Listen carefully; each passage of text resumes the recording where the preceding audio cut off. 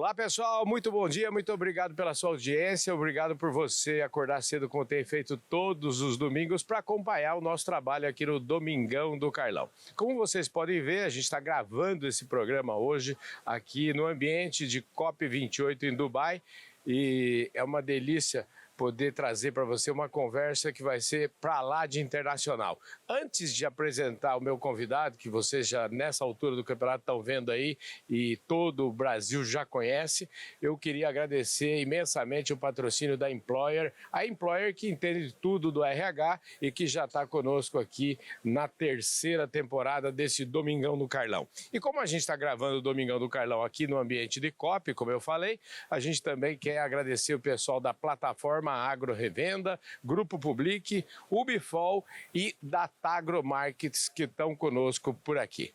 Bom, gente do céu, hoje é um domingão para lá de especial.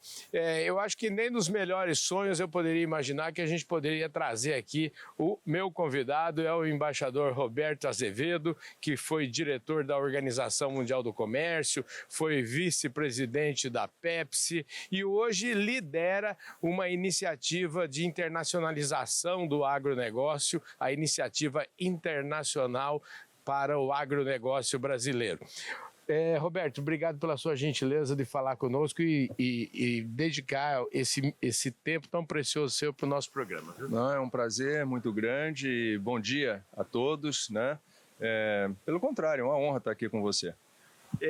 Eu queria começar este tema um pouco diferente, eu às vezes falo um pouco mais das pessoas nesse programa, mas eu queria começar um pouco diferente. Há 3 meses atrás eu tive a oportunidade de gravar uma entrevista contigo lá em São Paulo, na Fiesp, ali no mês de agosto, e você chamou atenção na entrevista de que o Brasil será no futuro, ou poderá ser no futuro, a Arábia Saudita da energia renovável. Esse tema, eu conversei essa semana aqui com o presidente da Petrobras e também conversei com o ministro de Minas e Energia e em ambos os casos eu citei essa sua colocação, dizendo até que no começo aqui da COP o próprio presidente Lula tinha tinha pego emprestado a sua declaração para também falar a mesma coisa. Eu queria começar a nossa conversa por aí. Como é que o Brasil será, ou, na sua visão, o que nós precisamos fazer para efetivamente passar isso,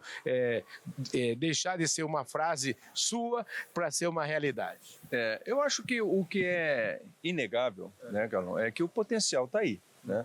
O potencial de ser efetivamente uma Arábia Saudita da energia renovável, eu acho que basta olhar para o Brasil, ver a nossa capacidade, a nossa cobertura verde, né? Ver a limpeza da nossa matriz elétrica, por exemplo, e se dar conta de que nós podemos fazer muito mais do que fazemos e dar uma contribuição muito especial e muito significativa na transição para a economia verde, não apenas do Brasil, global, porque muito do que a gente pode fazer no Brasil, eventualmente será exportado como um modelo, né, de negócio, um modelo de formulação de políticas, né, e até de inovação tecnológica, quem sabe, né, vamos ambicionar tudo isso, né.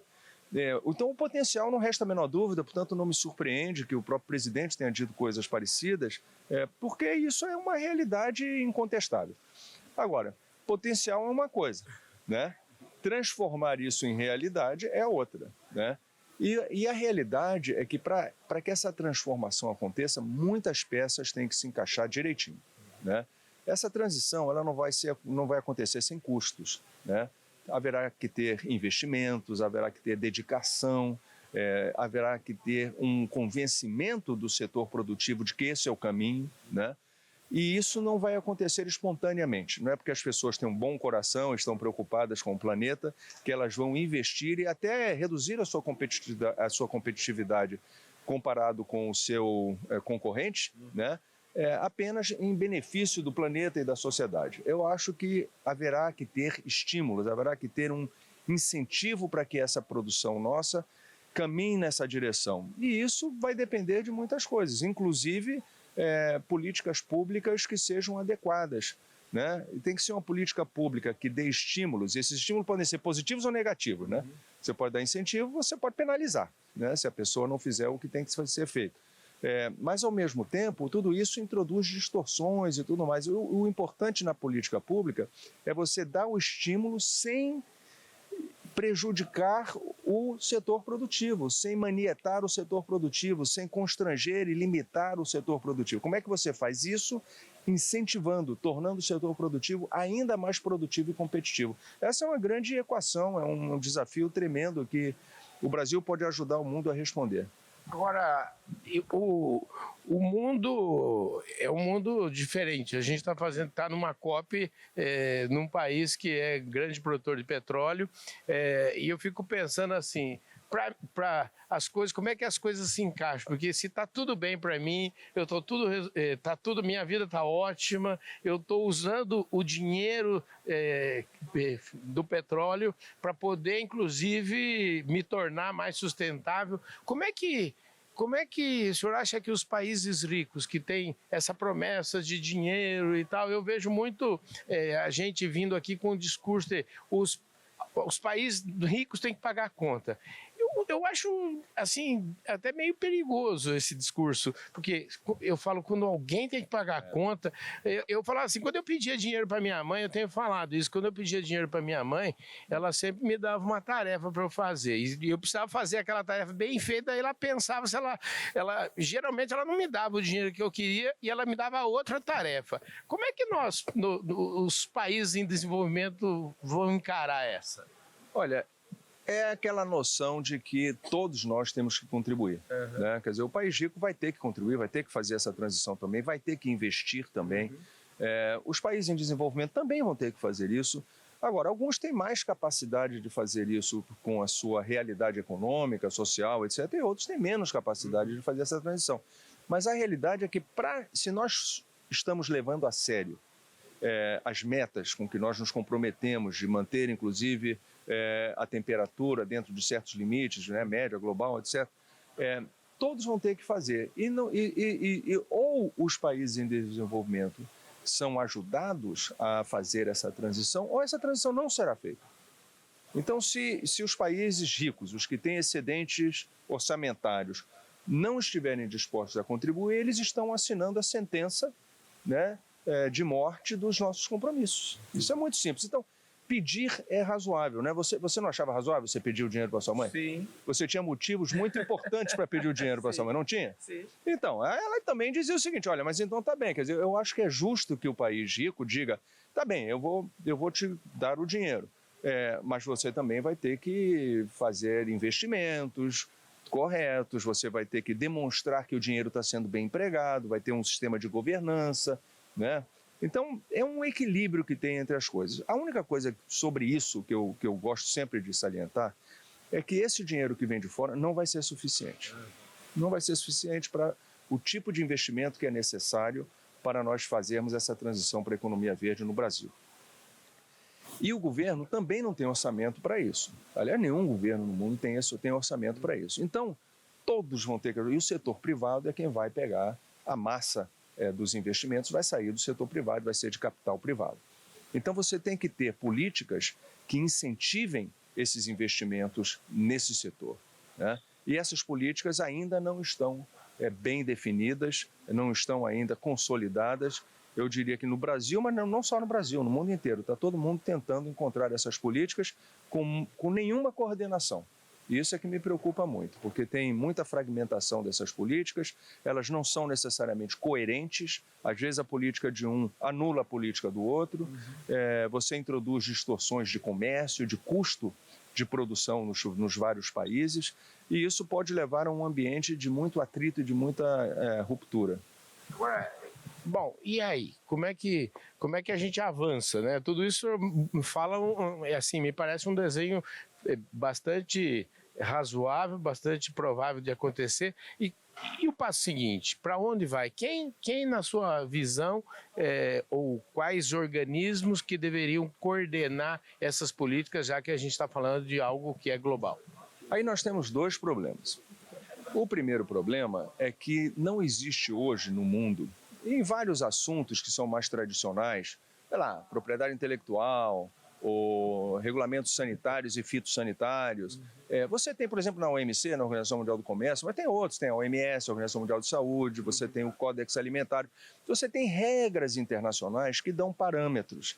Então, um país, quando ele adota políticas públicas, quando ele adota regulamentos, etc., ele tem mais ou menos uma linha, um norte, né? Dizendo, olha, esse é o sentido, são essas as coisas que têm que ser feitas, e aqui estão os limites. Você não pode fazer mais do que isso, você não deve fazer menos do que aquilo, você tem mais ou menos parâmetros. Essa área climática e de sustentabilidade, de meio ambiente, não existem essas regras. Não existem essas regras. Na OMC, por exemplo, as regras foram negociadas no começo, começaram a ser negociadas nos anos 40 e essencialmente lá depois nos anos 80 foi a última vez que você teve uma grande modificação nas regras. E naquela época ninguém falava de clima. A palavra clima, por exemplo, não existe nos acordos da OMC. Não existe, não tem nenhum acordo da OMC, um livro dessa grossura aqui, não tem a palavra clima lá. Sustentabilidade aparece uma ou duas vezes, né? Então, cada país está fazendo o que acha que deve ser feito, né? E essa fragmentação é que eu falei que é muito preocupante. Agora, não tem hoje quem faça isso. Onde é que você vai conversar sobre isso? Os foros multilaterais, eles tendem a ser inclusivos, eles são legítimos, quando sai um resultado dali, um resultado geralmente legítimo, aceito por todos, foi negociado por todos, mas leva muito tempo. Às vezes você leva décadas negociando um acordo. Nós não temos décadas para negociar clima. Isso tem que acontecer agora, né? Então, o que os países estão fazendo? Eles estão tomando iniciativa, estão indo sozinhos, está gerando essa fragmentação toda, e o que eu acho que vai acontecer, aí sou eu imaginando, é que esse diálogo que vai ter que acontecer vai começar entre países, assim, bilateralmente. Por exemplo, Estados Unidos e Europa já estão falando sobre as regras de um, a regra do outro, dizendo, o que você está fazendo aí está me atrapalhando aqui, está criando custos aqui. Então, toma cuidado, senão eu vou ter que fazer a mesma coisa do lado de cá, e você não vai gostar, não sei o que. Então essa conversa já começou entre eles, e eventualmente outros vão entrando, e vão ser criados foros. E esses foros podem ser regionais, eles podem ser temáticos, eles podem ser, por exemplo, na OCDE, uma coisa assim. Agora, nenhum deles vai ser totalmente inclusivo. Muita gente vai ficar de fora dessa conversa. E o que a gente tem que tomar cuidado é que o Brasil não fique de fora. Né? Eu não acho que vai acontecer, porque o Brasil tem um tamanho, um peso específico e capacidade de participar de maneira construtiva nesses foros. Então, eu acho que, de alguma maneira, o Brasil vai entrar. Mas a gente tem que estar preparado e atento para entrar no começo, porque se você entra no meio da discussão, aí você já vai começar a ladeira acima, porque o pessoal já acordou um monte de coisa, quando você entra já é difícil de mudar o que foi acordado antes. Então, mas eu acho que a gente vai ser parte do núcleo central dessas conversas. Sim. Essa tem sido uma tônica, aliás, a participação do Brasil tem sido uma tônica e alguns criticam dizendo que a gente está assumindo compromisso demais, que a gente não é tão pragmático como, por exemplo, os Estados Unidos são super pragmáticos.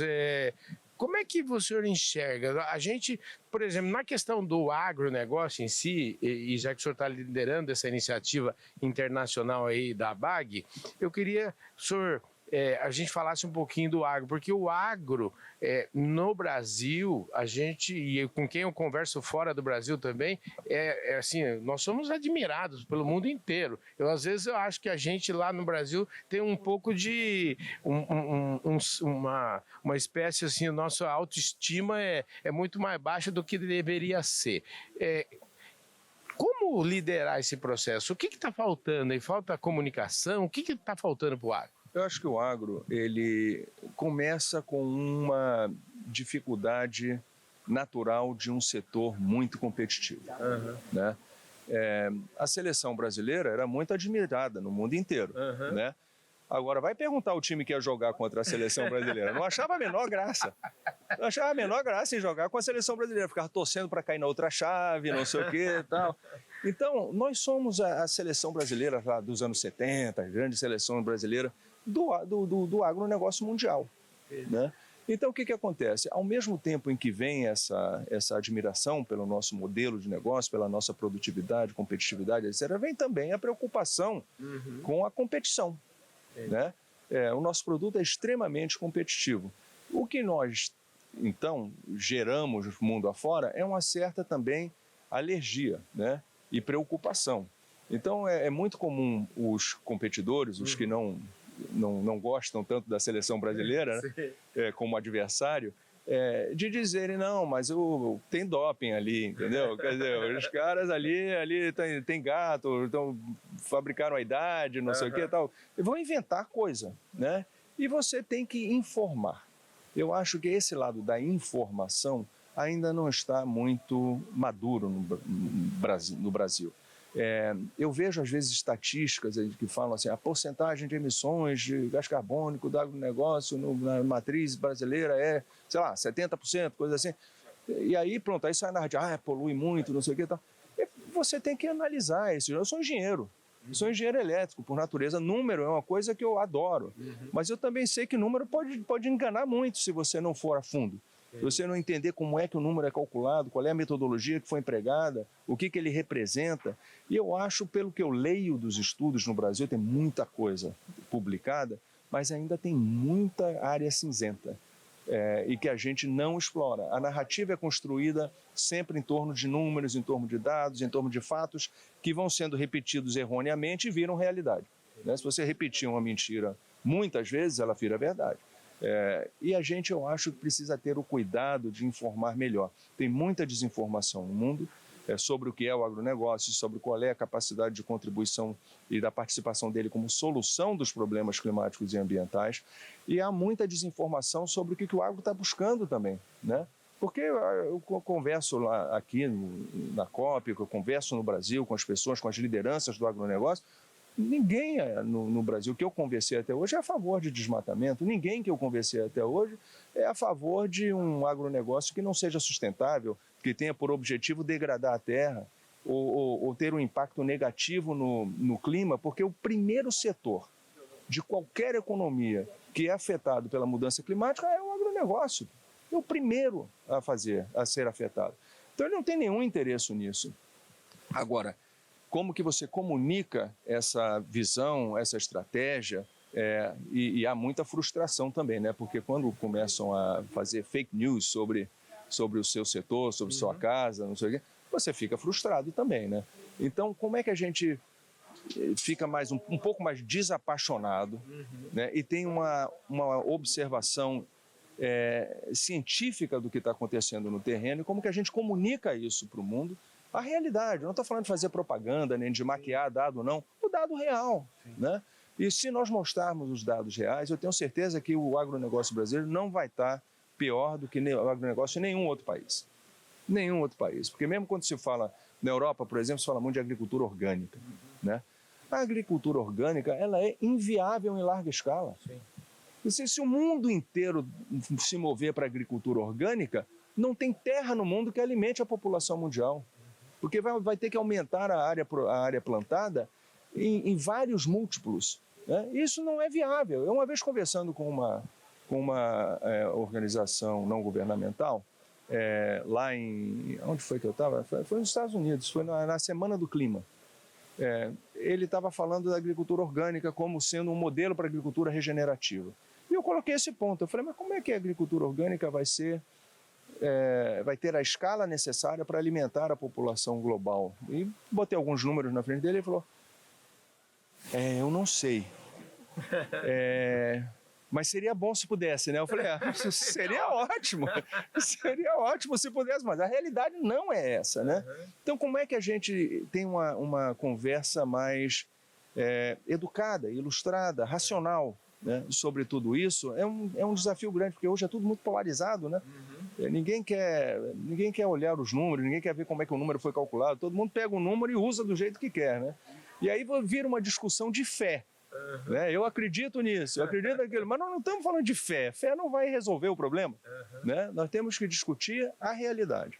E resolver o problema, a gente está num ambiente aqui, num ambiente de COP, e onde as decisões aqui, elas precisam ser, eu acho que é a única regra que eu aprendi aqui, que as decisões aqui precisam ser unânimes. E aí eu fico pensando o seguinte, para ter uma decisão contigo aqui, unânime, eu e você, a gente já vai levar algum tempo para a gente decidir. Agora, quase 200 países aí fica a impressão sincera que eu tenho é que a gente está num fórum que, gente, não dá para... O que decidir aqui não acontece nada. E por isso que a impressão que eu tenho, a sensação de quem está participando da segunda COP só, é a sensação de que parece que as coisas estão sempre saindo daquele mesmo ponto. Olha, durante 7 anos eu fui diretor-geral de uma organização multinacional, multilateral, a OMC, né? Que tinha 164 países na época que eu estava lá, e a decisão era por consenso. Ou seja, qualquer decisão, os 164 tinham que estar de acordo, senão não havia consenso. Eu não desejo esse emprego para ninguém, para ninguém no mundo.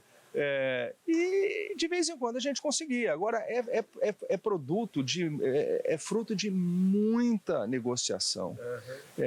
Demora realmente, né? O acordo que logo que eu assumi, a gente conseguiu fechar o acordo de facilitação de comércio. Foram 3 meses, mas intensos, negociando de noite, ninguém dormia, não sei o que. Foi uma negociação duríssima. Mas era uma coisa que já estava sendo discutida há décadas, né? Só que aqui não vai ser diferente. Você tem dificuldade para discutir hoje metas sobre emissões e produção de combustíveis fósseis, que todo mundo está de acordo que é o maior problema do aquecimento global. Você não consegue discutir isso, não consegue aceitar que esse é um problema, então como é que você vai discutir como é que você vai discutir o agronegócio? Então é muito complicado. E o que eu acho é que é importante ter essa conversa, né? É importante ter um foro como esse que nós estamos agora, porque essas coisas são discutidas, são pensadas e alinhamentos políticos vão acontecendo. Decisão concreta é muito difícil, E nós não temos tempo para esperar. Essa é a realidade. Então, no terreno, as empresas, o setor privado, o governo, eles não podem esperar o que vai sair daqui para agir, né? E essa ação já está acontecendo, né? Você olha na União Europeia, nos Estados Unidos, são incentivos, são penalidades que vão sendo impostas, subsídios, impostos, e tudo isso já está movimentando a economia, já está indo na direção, independente do que vai acontecer aqui na COP. O que a gente tem que zelar é para que nesse ambiente de cada um querendo fazer o que precisa ser feito de maneira autônoma, unilateral, que isso não leve a comprometer justamente as nossas metas, né? Como é que o senhor enxerga esses movimentos? O senhor já falou dos governos, citando aí Estados Unidos e Europa. Como é que agora, no próximo passo, outro dia estava discutindo aqui também, existem coisas e ações, vamos dizer, em relação a esse tema, de governos, de empresas e do indivíduo. Mas como é que o senhor, que impacto que essas ações podem ter, e aí voltando de novo para o nosso agro, para o agro brasileiro, o que o agro brasileiro pode esperar de mais palpável, assim, já para os próximos anos? Olha, eu acho que nós não podemos ignorar o fato de que o agronegócio brasileiro é um potencial alvo de ações em outros países. Por exemplo, tem uma medida que foi adotada recentemente pela União Europeia, 2 que são importantes. Uma é contra desflorestamento. Então, vai demandar que a gente faça rastreamento de toda a nossa produção para comprovar, quando nós exportamos, por exemplo, para a União Europeia, que aquele produto não vem de uma área de desmatamento, né?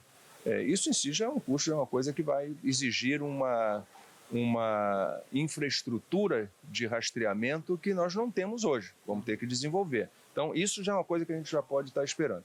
Outra por exemplo, o CBAM. CBAM é um imposto que eles vão colocar na fronteira sobre os produtos que estão sendo importados em áreas de energia, intensivos em energia. Por exemplo, siderúrgicos, aço, alumínio, fertilizante, cimento. Então, quando entra na União Europeia, ele vai pagar um imposto porque o produtor europeu está pagando aquele imposto por causa da energia intensa que tem ali, intensiva que tem na produção daquele produto. Então, se o produtor europeu está pagando, o importado vai ter que pagar também.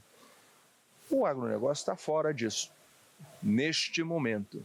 Mas é um modelo de equalização de condições de competitividade que eu acho que se colar nesses setores, pronto. Aí o céu é o limite. Aí qualquer setor pode estar sujeito a isso.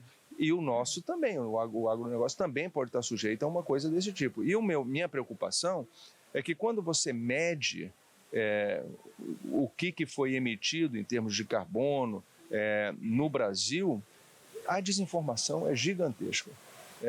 Você coloca desmatamento ou desflorestamento na conta do produtor, não tem nada a ver com isso, não tem nada a ver com isso. Às vezes tem desmatamento lá por narcotráfico, mas isso entra na conta do agronegócio, entendeu? Então, como é que você calcula as emissões de uma vaca? Aí usam a métrica lá da Europa. A vaca lá é confinada, está lá no ar-condicionado, dentro de um estábulo, não sei o quê, comendo ração industrializada, não sei o quê, que é transportada nas estradas por caminhões a diesel, não sei. Isso fazem o mesmo cálculo para a vaca brasileira, que não tem nada disso, está lá no pasto, coitada, fazendo o trabalho dela, tal, não sei o quê. Mas para ela, o cálculo é como se ela estivesse confinada, comendo ração, com tudo chegando por estradas, queimando diesel. É um absurdo isso. E a gente não tem hoje as informações, a granularidade necessária na métrica para diferenciar o que é a nossa realidade e o que é a realidade dos outros, né? Que é muito diferente, Então, esse tipo de evolução e de pesquisa e de estudo precisa ser feito.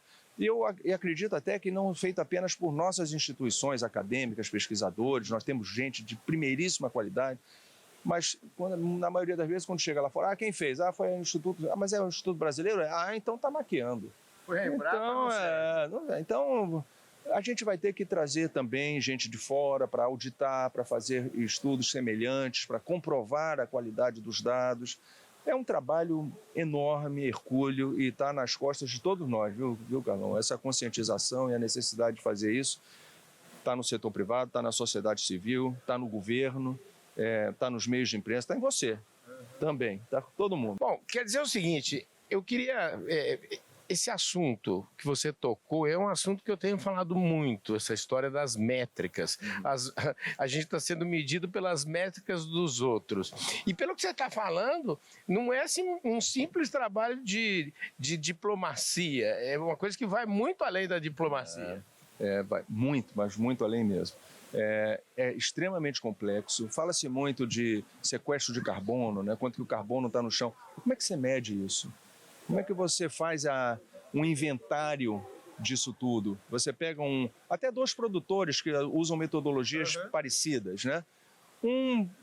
É parecida, mas não é a mesma, né? Às vezes a geografia é diferente. Um está no lado escuro do morro, o outro está no lado ensolarado do morro. Já são métricas diferentes para esses dois. É muito complicado. Mas nós não podemos deixar que a complexidade desse exercício nos detenha.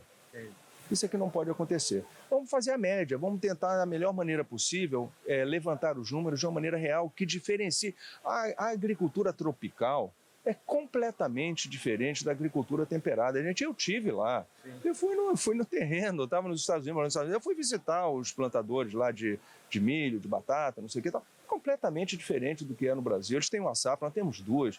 Já tem lugar que já tem quase 3 safras no Brasil. São realidades completamente diferentes, né? E essa realidade precisa ser capturada na informação. E esse é um dever, uma tarefa muito difícil, mas que nós não podemos nos furtar a fazer isso por causa da complexidade e da dificuldade de desempenhar essa tarefa. Roberto, deixa eu te falar, a gente está chegando aqui já, essa conversa com você, a gente podia ficar o dia inteiro aqui conversando nessa COP, mas a gente já está com o tempo já estourando, mas para não dizer que eu não falei, a gente sempre reserva um tempinho para falar um pouquinho eu queria perguntar quem que é o Roberto hoje, qual que é depois desse, vamos dizer assim, desse seu emprego que você tinha aí, de aprovar as coisas em 160 países por unanimidade, o que você anda, qual que é o seu farol alto hoje, está iluminando o quê? Eu, quando deixei a OMC, eu tive vários convites, por exemplo, para trabalhar em escritórios de advocacia, empresas, algumas me convidaram também para trabalhar com eles. E o que eu tinha percebido já na OMC era de que a sustentabilidade e a preocupação com essa agenda toda é o futuro. O mundo está em transformação. Nós tivemos lá a crise do petróleo nos anos 70, tivemos a revolução digital agora no século XXI, e essa revolução climática e ambiental é real, né? E ela vai nos consumir durante um bom tempo na história da humanidade. E eu disse, essa é uma área que eu quero fazer. E a PepsiCo tinha um projeto muito legal. Eu fui criar justamente a função de assuntos corporativos e um dos pilares centrais dessa função era o cuidado com a sustentabilidade da empresa e tudo mais, não sei o quê. Quando eu saí da PepsiCo, eu disse, eu quero continuar fazendo isso, né? E eu estou agora fundando uma gestora, né, a IVE, que vai justamente concentrar os investimentos na área de transição para a economia verde, né, que era uma coisa que eu queria muito continuar fazendo. Estou prestando consultoria à BAG, a outros setores do agronegócio. E a minha intenção é continuar nisso, é continuar estudando isso, aprofundando nisso e levantando o nível do debate, sabe? Porque nós ainda estamos muito rasteiros em termos de informação, precisamos de muito mais do que isso. Essa é a minha, do ponto de vista profissional. Do ponto de vista pessoal, sei lá, em casa, né? Aliás, falando em casa, é verdade que você tem um mundaréu de mulheres na sua casa. Como é que é essa história aqui? Eu sou o único cromossomo Y da família. Meu pai e meu irmão faleceram, infelizmente, então eu sou o sobrevivente, mas é minha esposa, minha mãe, a minha babá, que vive com minha mãe até hoje, minhas 2 filhas, 6 netas, e a minha cachorrinha, que também é fêmea, né? Que também é fêmea. Então é isso, mas viver entre as mulheres ali da casa é uma bênção. E aonde essa casa, onde, por acaso, fica onde hoje? Eu e a minha esposa moramos nos Estados Unidos, perto de Nova York, numa cidade em Connecticut, 1 hora mais ou menos de distância de Nova York. O resto da família toda está em Brasília. Isso é muito bom, porque quando eu vou para o Brasil está todo mundo ali, né, morando muito, muito perto um do outro. Você nasceu em Brasília? Como é? Não, eu nasci em Salvador, eu sou baiano. Você é baiano? Baiano da Gema, toda a minha família, meu pai de várias gerações. Mas eu saí de Salvador muito cedo, eu tinha 16 anos de idade, 15 para 16 anos de idade, então um pouco do sotaque foi desaparecendo, né? O porreta sumiu e tal, mas adoro, minhas raízes são da Bahia e tenho amigos lá ainda, mas minha vida se internacionalizou bastante. Quando que e você pela sua formação, você falou que é engenheiro e tal, quando é que você decidiu ser embaixador? Quando que você teve certeza que você iria ser um cidadão do mundo? Essa foi uma decisão por amor. Não me diga. Por amor, porque eu namorava a minha atual esposa, né? Atual e única, diga-se de passagem, né? E na época ninguém falava em diplomacia, ninguém falava em coisa nenhuma. Eu era engenheiro, ela fazia direito. E aí lá no meio do namoro ela resolveu que queria ser diplomata, né? O irmão dela já estava fazendo também o Rio Branco. Ela disse, eu acho que é uma carreira legal, vou fazer. Para mim, diplomata era nome de hotel, né? Eu não tinha a menor ideia do que era ser um diplomata, não sei o que e tal. Mas eu disse, então vai e tal, não sei o que, faz aí. E ela passou, é um concurso extremamente competitivo no Brasil, ela passou e tal, não sei o que, entrou. E eu fiquei pensando, poxa, vai ficar estranho, né? Um engenheiro com uma diplomata, ela vai servir no exterior, o que eu vou fazer e tal. Aí eu disse, eu acho que eu vou tentar esse negócio também. vamos ver se dá certo isso aí. E ela me ajudou, me trouxe as coisas, me deu muito papel para eu ler, não sei o quê. Eu fiz um exame lá, até para ver como é que eu estava, se eu precisava, em que áreas eu precisava estudar mais, me aprofundar mais. E aí dei sorte, passei. Aí eu falei, opa, olha aí, de repente deu certo. E aí eu virei diplomata, não sabia nem o que era. Apanhei no Rio Branco, rapaz, porque eu respondi as perguntas lá dos direito, economia, não sei. Eu respondia como engenheiro, né? O cara perguntava um negócio, eu respondia. Eles não gostavam, não. Eles queriam que eu demonstrasse o meu conhecimento, não sei o que. Eu apanhei muito no Rio Branco para me adaptar a essa nova dimensão, a essa nova vida. Mas assim foi. Então foi por amor, no fundo, que eu terminei entrando nessa carreira. E eu até, falando de amor, né, até brinco muito com minha esposa em casa, que eu falo para ela, Lelé, o apelido dela é Lelé, né? Lelé, as pessoas, Lelé, pagam para ouvir o que eu penso. Entendeu? Eu dou palestras, as pessoas vão ouvir o que eu estou pensando, o que eu acho, os conselhos que eu dou. Eu dou para você de graça. De graça. E você não ouve. Não só não ouve, como ainda quer corrigir, contesta. Pois é, eu falei, bom, tá tudo bem, mas é assim, a vida é isso aí. Mas agora eu entendi, viu? Lelê, como é que é o nome dela? Embaixadora Maria Nazaré Farani Azevedo. Então, embaixadora, a embaixadora é o seguinte, olha só, a senhora tem razão, viu? E ela é embaixadora e continua na carreira? Ela se aposentou agora, aposentou agora. Ela ainda tinha muitos anos de carreira pela frente, mas como eu estou fora do Brasil e a gente já está radicado, pelo menos por enquanto, né, ali nos Estados Unidos, ela tomou a decisão de também se reinventar profissionalmente, abrir novos capítulos e está nessa transição também. Quer dizer que a embaixadora resolveu por amor, mudou também um pouquinho, não é isso? Tá vendo? Foi a retaliação. Roberto, obrigado, viu, querido? Nada, olha, um prazer enorme estar com vocês.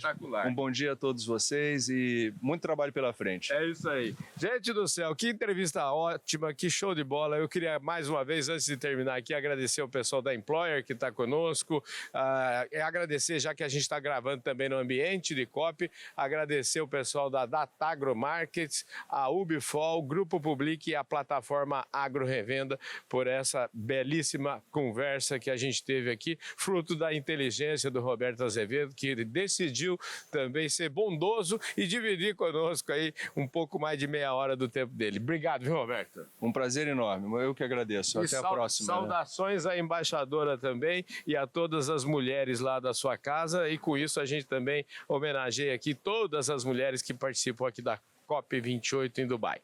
Obrigado pela audiência, um forte abraço, a gente se vê de novo, com certeza, domingo que vem aqui mesmo no nosso canal do Boi, e para você que está nos vendo no YouTube, se não se inscreveu ainda no canal, faça isso agora. Essa entrevista é aquela que precisa do seu like, hein, gente? Valeu, fui!